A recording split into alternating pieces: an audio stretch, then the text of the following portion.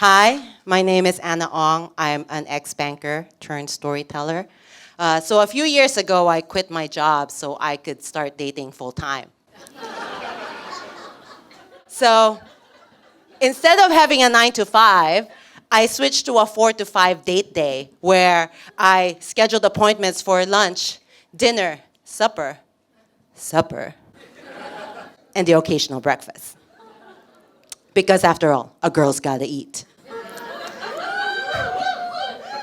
But after 2 years of dating around and going through my savings, I decided it was time for me to get a job. So I came back as an entrepreneur because I was basically unemployable. So I proudly announced on LinkedIn my pivot from banking into storytelling. And that caused an avalanche of congratulations, connection requests, and meeting invites, mostly from men.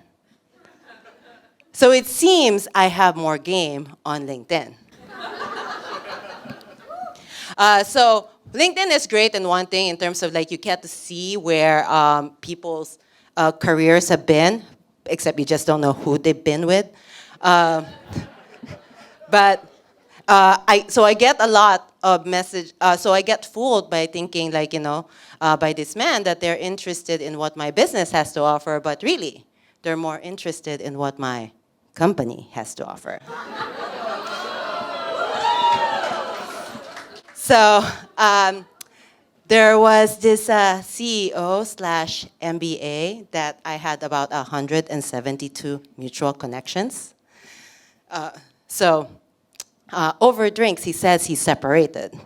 2 drinks later, I find out one of our mutual connections is his very married wife. He's an MBA, all right, married but available. Then there was this CFO who, based on his headshot, looks like, he's got a good head, broad shoulders, nice profile, seems very promising. And when I got to the bar for after happy hour drinks, he was already seated. But when he stood up to say hi, he came up to press hi. I said I was looking for a guy with a good head on his shoulders, but this was a little bit too literal. Then there was this CMO who had to tell me what he was wearing so I could spot him on the cafe. Turns out his LinkedIn profile photo was about 2 decades old.